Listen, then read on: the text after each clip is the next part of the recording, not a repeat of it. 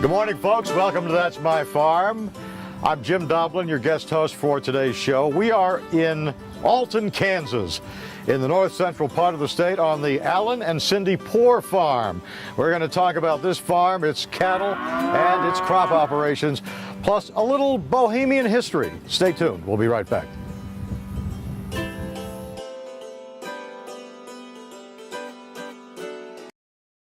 Closed captioning brought to you by Ag Promo Source. Together we grow. Learn more at agpromosource.com. That's My Farm is brought to you in part by Tallgrass Commodities. Big enough to serve, small enough to care. Good morning. Welcome to That's My Farm. I'm Jim Doblin, guest hosting this morning near Alton, Kansas, about 5 miles north of Alton in north central Kansas, on the Alton and Cindy Poore farm and ranch. And Alton and Cindy are kind enough to join us today to give us the history of the farm and to take us on a little bit of a tour, because it's a fairly sizable operation here, and it's been around for 136 years, 6 generations of mainly Poores and a few other families. And let's start with Cindy, if I may, the original owners of this farmstead, and they came over from Eastern Europe. Yes, what was Austria, and in the 1800s, and their name was Jan and Anna Danza, and they took over this homestead from a gentleman who wanted to move on west. And so they took over, and then how long were they here, and then what happened? Jan passed away from typhoid fever, and then the mother was left, and she needed a hired hand to come and help with her and her children. So she sent an advertisement back to Minnesota to what they called the Czechoslovakian newspaper.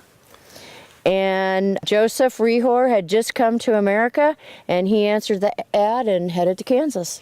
And so Joseph made it to this farmstead and married one of the daughters. Yes, correct? her name was Rosa.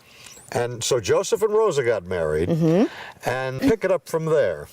Okay, Joseph and Rosa were married, and then they had, I don't remember how many children, but they had Anna, which was the youngest, which is my husband's grandmother, and she grew up on this place. Do you remember much of your grandma? She was quite a pistol, wasn't she? She was. She made it to 100 years of age, a little over 100. Right. So she, in her time, seen a lot of change. Right, right. And she was very active in this community. Very active. Yes. Yeah. And so from Anna came the current patriarch of this farm, Emery, who is your father-in-law and your father, obviously, Alan, and Emery is still fairly active, would you say? He's not playing golf. No. He mows the church, he mows 3 cemeteries, and he manages to tell my son and I things we need to do. Whether you like to hear it or not. Exactly. I would think. But he still has a hand in this farm.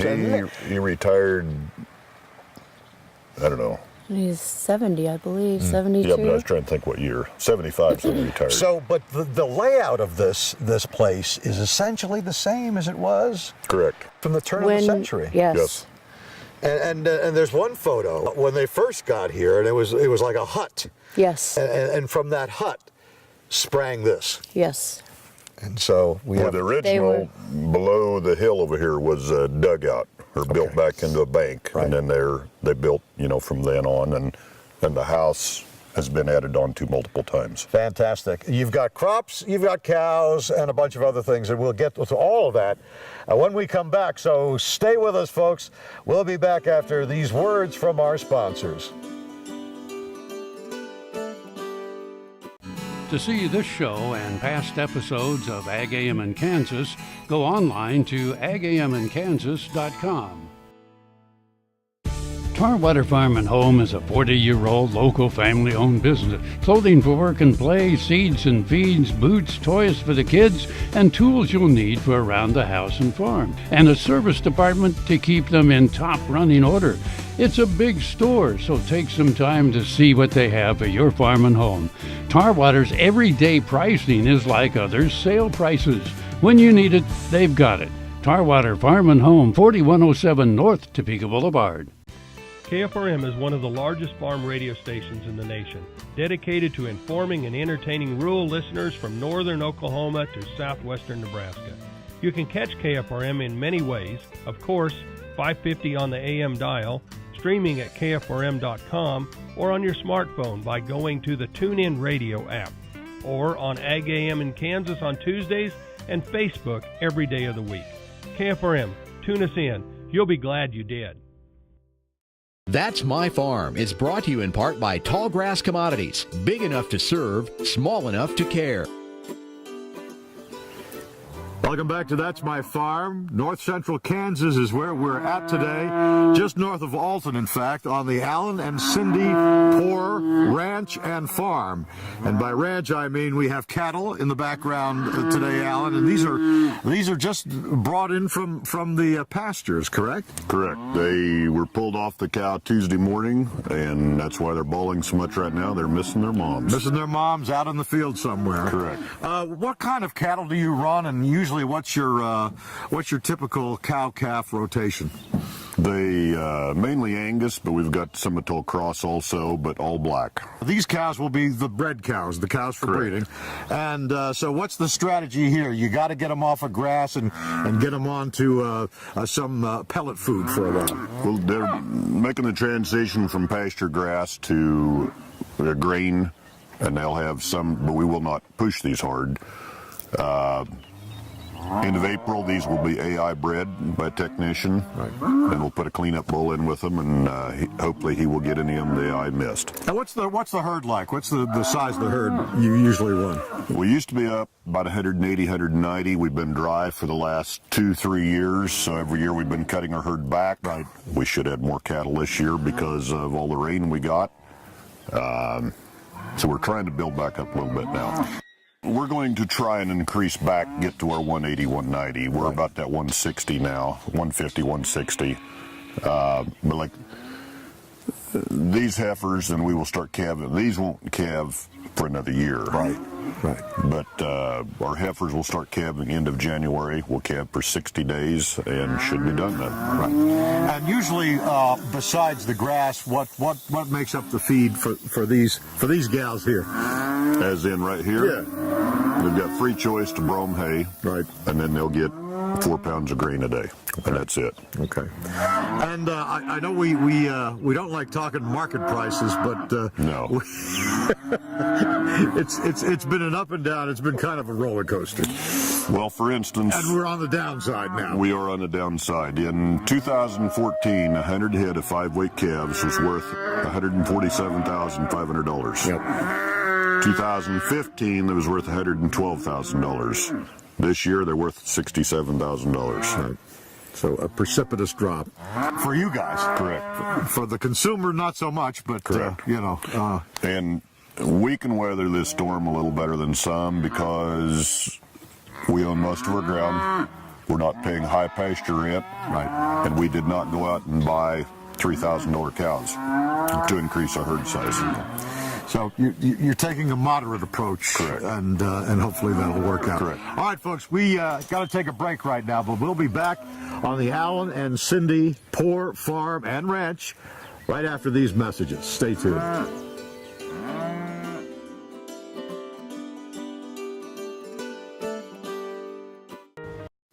Valley Vet Supply is devoted to providing information and professional quality products at reasonable prices. Valley Vet Supply. Ag Promo Source is a unique group of marketing specialists with one mission: help your ag business grow. Each affiliate has their own area of expertise, and they work together to bring you advice, products, and services. To get started, visit agpromosource.com. Ag Promo Source. Together we grow. We do business with Blueville because of the quality of their work. It is excellent quality, and because they make a commitment to their customers. We enjoy the benefits of hiring a good company to help us maintain this home. We will always do business with Blueville. We have for many, many years, and there's no reason for us to look for any other service. Trust and leadership are critical to success at Kansas Regenerative Medicine Center in Manhattan. Just ask Coach Bill Snyder. People of the Regenerative Center do care about others. I've been highly impressed with those people that have that vested interest and try to help people become better. The center really is a wonderful thing here in Manhattan, first of its kind, and we're on the cutting edge of what lies ahead. Find out more about the trusted leader in stem cell therapy at kansasrmc.com. Kansas Regenerative Medicine Center. Your stem cells, your health, your life. Farm is brought to you in part by Tallgrass Commodities. Big enough to serve, small enough to care. Welcome back, folks, to That's My Farm, near Alton, Kansas, in Bohemian country, at the Alton and Cindy Poore Ranch. We have the patriarch of the family, Alan's dad, Emery, who's been on this land for 82 years.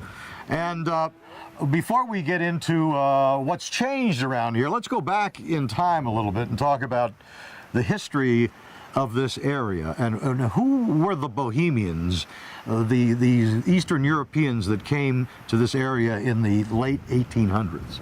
Well, it wasn't late 1800s. It was in the 1880s that they came to my farm, 1882. And Bohemia is one of the three states that was set up to be Czechoslovakia in World War I. Before that, it was Austria. My grandparents and great-grandparents were born in Austria, and the Danzas, my great-grandparents, they left that country to get away from the Catholic religion. They were persecuted by it, they felt, and a lot of others at that time did. And my grandfather Rehor, he left because when you become 16, you were drafted in the German army in Austria. So all of his brothers left before they were 16 and came to America.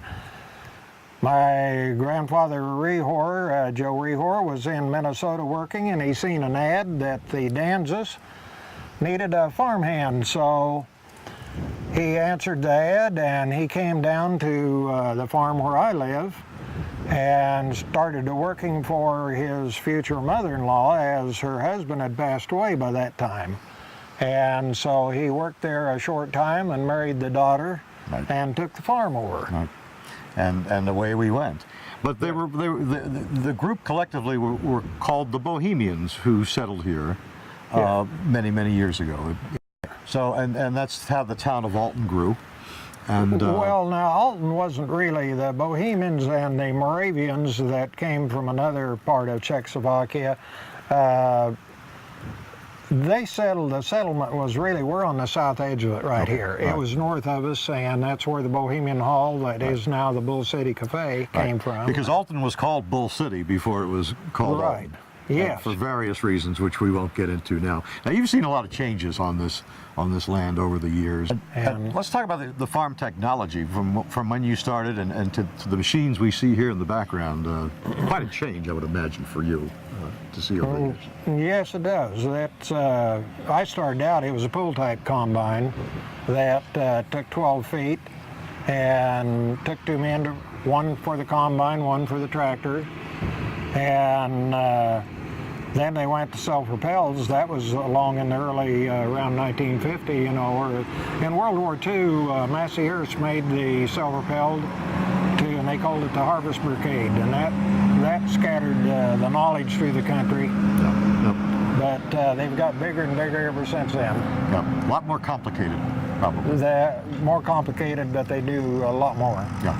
Well, Emery Poore, thank you for joining us for this segment. We'll be right back after these words from our sponsors. Stay tuned.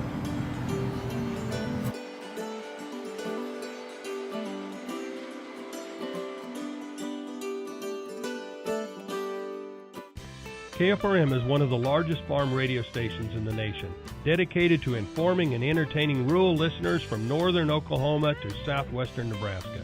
You can catch KFRM in many ways, of course, 550 on the AM dial, streaming at kfrm.com, or on your smartphone by going to the TuneIn Radio app, or on Ag AM in Kansas on Tuesdays and Facebook every day of the week. KFRM, Tune us in. You'll be glad you did. Next time you see a beautiful field of corn, reach out and thank the farmers who work tirelessly to raise corn for livestock feed, renewable fuels, and exports to feed a growing world population. The farmers on the Kansas Corn Commission work for Kansas Corn with grower-funded checkoff dollars that support foreign and domestic market development, research, promotion, and education to expand opportunities for Kansas farmers. To learn more, visit kscorn.com. Hi, I'm Kim Mandarin with Hardy Insurance. I'm here to help you with all of your farm and ranch needs. When it comes to protecting your operation and your family, you need a name you can trust at a price you can afford. Call me today or visit hardyaviationins.com. That's My Farm is brought to you in part by Tallgrass Commodities. Big enough to serve, small enough to care. Welcome back to That's My Farm. We are in north central Kansas, a few miles north of Alton on the Alan and Cindy Poore farm, but this farm goes back 6 generations. It's about 136 years old. We're standing in a milo field with Alan and his dad, Emery, who's been here for how long, Emery? Well, 82 years. I kind of backed off on my 75th birthday and sold out cattle and stuff and let my son and grandson take over. Okay. And you just then give them some advice once in a while, I would think. Oh, maybe. Okay. We're going to talk about crops here, Alan, a little bit, and we're going to talk about your crop rotation. Basically, you've got milo, beans, and alfalfa, and some wheat, and maybe corn once in a while, right? Wheat would be our main crop, on an average 2,000 to 2,200 acres a year. Okay. 11 to 1,200 acres of milo, 1,000 to 1,100 acres of soybeans. The last 2 or 3 years I've not planted any corn just because of drought reasons. Right. Next year we'll maybe plant some corn. If we plant 300-400 acres of corn, then we'll drop the milo back, 300-400 acres. You've had some pest problems this year with Yes. with milo, and these sugar aphids have come. Sugar aphids is a new one we're having to deal with. So far, we've been able to cut above them and be okay, but Right. if you get into them bad, they can plug your combine up. What else have you had to deal with pest and weed-wise? Weed-wise is getting bad. Palmer amaranth. We've got weeds are getting resistant herbicides. So it's a new battle. You got to watch that. But how are the yields this year? Because of you've had pretty good rains, really. Wheat was fantastic, had good yields. Fall crops have all been good also, but the price is terrible. So they're saying like on wheat, 70 bushel to break even. Mm-hmm. Milo field, 90 to 100 bushel to break even. But this field here is probably going to be 130, 140 bushel milo. That's looking good. Now, once this field is plowed, now you're making pretty good progress, what happens then? Because I know you've got a cattle operation. Once this milo is cut, then after the cows are prig checked, they will be rotated gradually through the milo fields, moved towards the home pasture to get ready to calving. So, okay. And when we graze a field, we try to leave at least 50% of the stalks left. Okay. We don't eat it in the ground. Okay. Because the cattle like Correct. this stuff. Remember, you told me the cattle like this stuff, but not necessarily all the milo. Well, they do a good job anymore, but it used to be we'd drop heads on the ground and the cow would eat too many heads and get too much grain and she would abort her calf, or a few of them would anyway, and that's a bad deal. Right. Too much of a good thing. Right. So overall, do you see you going back to corn anytime soon, or are you going to stick with what your current rotation? Provided, well, number one, the sugarcane aphid is creating more of a problem. Yep. It does not bother corn, so providing we've got moisture in the spring, we will probably plant more corn next year. All right. Alan and Emery Poore, thanks for sticking around and talking about crops. And folks, you stick around as well, because we've got lots more on That's My Farm after these words from our sponsors. Hi, I'm Kim Mandarin with Hardy Insurance. I'm here to help you with all of your farm and ranch needs. When it comes to protecting your operation and your family, you need a name you can trust at a price you can afford. Call me today or visit hardyaviationins.com. Sure Crop Fertilizers was started by my father, Don Sherman, and my mother, Shirley Sherman. Family business that started in the 80s. We predominantly focus on plant nutrients and what we can do to give growers better responses with the fertilizer dollars that they do, and what we can do to make those things work better for the grower. We're based out of Seneca, Kansas. We work with growers in their soil analysis to figure out what they need, and then we can put those in a blend that gives them the best results, and so that we can deliver that direct to their farm, so that they have those nutrients where they need them, when they need them, and so that they can apply them in a manner that's very efficient to them and works well in their planting systems and what they're doing. Sure Crop Fertilizers has been around for a long time. We always say we're big enough to take care of everything you need, but we're small enough to do it quickly. You can get a hold of us at 1-800-635-4743. Our website is surecropfertilizers.com, and you can always email me at Corey@surecropfertilizers.com, and with any questions you have, we're glad to answer and work with you. That's My Farm is brought to you in part by Tallgrass Commodities. Big enough to serve, small enough to care. Welcome back to That's My Farm in Alton, Kansas, north central part of the state. I'm Jim Doblin, guest hosting today with all three generations of the present Poore farm together. The fourth generation, Emery, the fifth generation, Allen, and the sixth generation, Craig, who is basically, Allen and Craig are running the operation now. Craig, when did you step into this, in more of a managerial type role? I graduated in 2003, moved back here to the Alton area and started officially kind of farming full time. I'd had some cattle and helped during the summer, but officially started in 2003. And you graduated from K-State, I would assume? Graduated from K-State with an animal science degree. And how do you think you're helping the operation now, as opposed to before? Now, I don't want to, cast any aspersions on the previous generations, but how are you going to improve things around here? Well, as the torch gets passed on, as you commented, like when Grandpa started stepping out, as previous discussed, around his 75th birthday, some decisions kind of came down to me, and I'm still the low man on the totem pole, but Dad and I discussed things quite a bit, as far as inputs and different things to change the farm, and if it'll work or not, and kind of goes from there. Right. And Alan, you have no problem kind of passing the torch to the next generation? Not at all. Is Craig making life easier for you? Oh yeah, very much so. Allows us to travel a little more. Right. So that's good. Right, and Craig, what do you see as far as keeping the farm in the family? Do you think you're thinking that far ahead? I know you've got two youngsters right now. With this being my primary business, you kind of have to think that far ahead, and right. And as generations pass on, and land, and I mean it'll be a little bit of a chore, I'm sure. A person my age, and even probably my father's, couldn't afford to buy everything if we had to at this point. Right. So it makes it very, the land aspect of it makes it a real large capital expense to step into. Oh.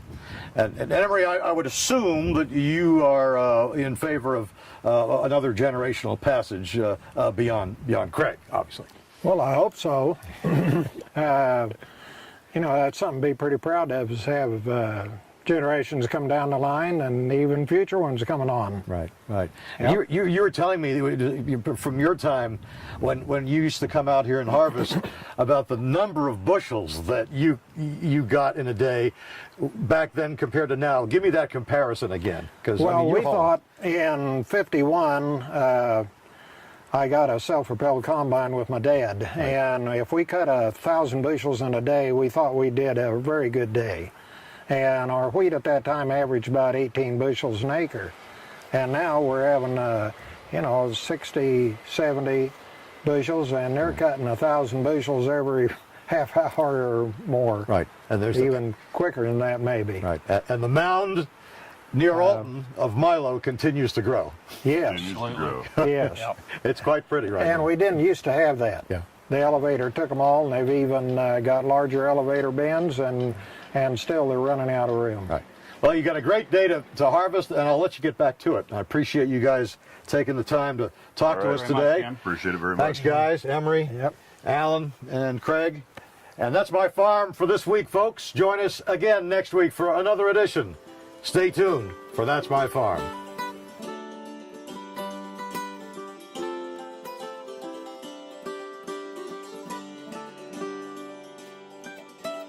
Closed captioning brought to you by Ag Promo Source. Together we grow.